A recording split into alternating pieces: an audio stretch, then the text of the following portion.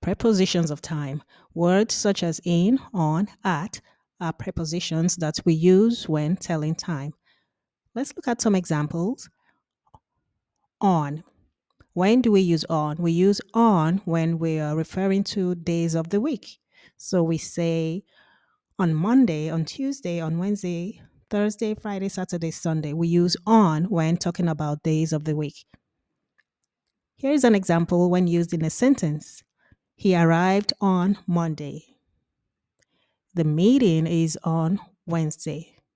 They got married on Friday. Another preposition of time is in. When do we use in? We use in with months.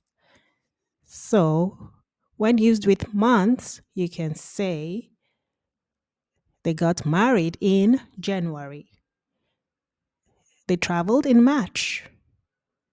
So we use in with months. Another preposition of time, at. At is used with specific times when you're referring to a specific time.